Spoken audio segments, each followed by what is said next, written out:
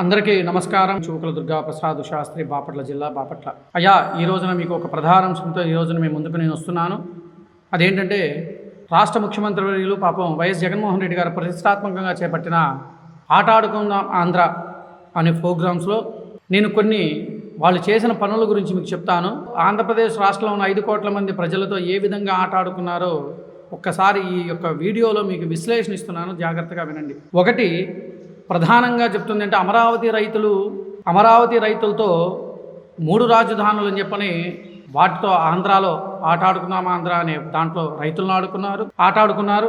నిరుద్యోగులకు ఉద్యోగాలు ఇస్తాను అని చెప్పి నిరుద్యోగులతో ఆట ఆడుకున్నారు. గంజాయి ఉత్పత్తిలో మన ఆంధ్రప్రదేశ్ ప్రథమ స్థానంలో ఉంది అని అంటే యువతలను మత్తుకి అలవాటు చేయడంలో ఆట ఆడుకున్నారు, ముందుగా ఉన్నారు. అలాగే ఉద్యోగస్తులకు సరైన జీతాలు ఇవ్వకుండా, సరైన వాళ్ళ ఎంప్లాయీస్ జీతాలు ఇవ్వకుండా వాళ్ళని కోతలు కోస్తూ వాళ్ళ జీవితాలతో ఆట ఆడుకున్నాడు.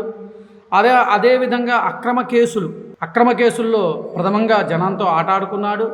ఇసుక మాఫియా పనులు అంటే లేబర్ పనులు చేసుకునే వాళ్ళ జీవితాలతో ఆట ఆడుకున్నాడు. మరలా రౌడీయిజంలో వారికి మించిన వారు లేరు అన్నట్లుగా రౌడీయిజంలో ఆంధ్ర ప్రజలతో ఆట ఆడుకున్నారు. ఇన్ని ఆటలు ఆడుతూ మళ్ళా ఆంధ్ర ఆట ఆడుకున్నారా అనే ప్రోగ్రాం చేస్తున్నారంటే, మరి ఏ విధంగా మీరు రాష్ట్ర ప్రజలారా మీరు ఒక్కసారి ఆలోచించండి. నేను ఈ క్వశ్చన్లు అడిగినవి కరెక్టా కాదా అని మీరు ఒక్కసారి ఆలోచించండి. ప్రజల జీవితాలతో ఆట ఆడుకున్నారు, ఉద్యోగాలు ఇవ్వలేదు, ఏ ఒక్కటి కూడా అభివృద్ధి పనులు చేయటం లేదు. అదేమంటే నేను బటన్ నొక్కాను, డబ్బులు వేసాను అని చెప్పని అంటున్నాడు తప్ప, ఆట ఆడుకుందాము ఆంధ్ర అనే ప్రోగ్రాంలో మీ నాయకులు కబ్జాలు చేయకుండా ఉంటే ఖాళీ స్థలాల్లో విపరీతంగా పిల్లలు ఆడుకునేవాళ్ళు. ఇవాళ మీరు ప్రత్యేకంగా పెట్టాల్సిన అవసరం లేదు. ఆల్రెడీ పిల్లలు ఆట ఆడుకుంటున్నారు. ఉన్న వాళ్ళకు ఉద్యోగాలు ఇవ్వటంలో శ్రద్ధ చూపించండి. ఈ ఆంధ్ర ఆట ఆడుకుందాం రా అనే దానికి ఒక ప్రోగ్రాం పెట్టి దానికి ప్రజాధనాన్ని దుర్వినియోగం చేస్తూ ప్రజల్ని ఇంకా మోసపూరితంగా ఇంకా మోసం చేయడానికి ఏ విధంగా మీకు మనసొప్పిందో నాకు అర్థం కాని విషయం. ఈ రోజుకి కూడా పోలవరం ప్రాజెక్టు పూర్తి అయి ఉన్నట్లయితే ఎంతోమంది రైతులు వాళ్ళ జీవితాల్లో వెలుగులు వచ్చేవి. అది పూర్తి చేయలా.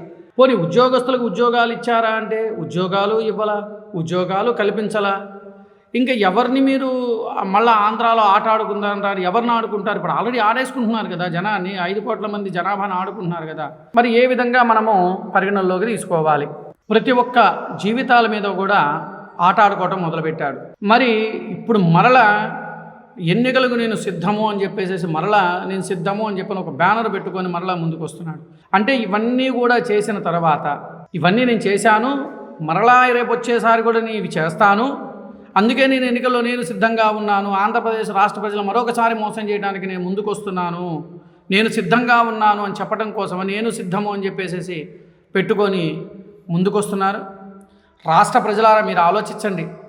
ఈ రోజున మనం ఎంత స్థాయికి దిగజారిపోయామనంటే, ఉద్యోగాలు లేక వలసబారితులాగా వలసలబోతూ ఉన్నారు.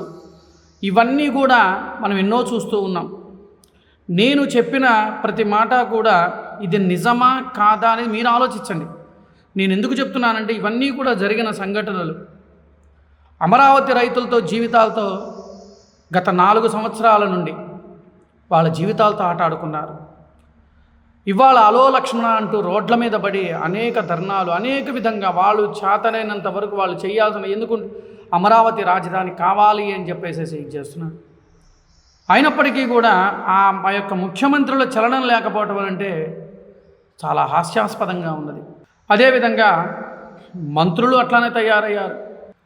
ఈ విధంగా ఆంధ్రప్రదేశ్ రాష్ట్రంలో ఉన్న జనాభాతో ఈ 4 సంవత్సరాల 9 నెలలు ఆట ఆడుకుంటూ ఇప్పుడు మళ్ళా ప్రత్యేకంగా ఆంధ్రాలో ఆట ఆడదాం ఆంధ్ర. అసలు టైటిల్ ఏం పెట్టాడు అసలు? అవును, అది వాస్తవమే. ఆట ఆడుకుందాం ఆంధ్ర. మందరితో ఆడుకున్నారు ఆల్రెడీ, ఇంకా ఆడుకోబోతున్నాడు. ఇప్పుడు మరలా ప్రత్యేకంగా ఏదో డిఎస్సి నోటిఫికేషన్ అని చెప్పేసి ఒకటైతే వదులుతానని చెప్పాలంటున్నాడు. మళ్ళీ అది కూడా మోసపూరితంగా చేసే ఆట. రాష్ట్ర ప్రజలారా నేను చెప్పిన మాట అవునా కాదా అని మీరే ఒక్కసారి ఆలోచించండి.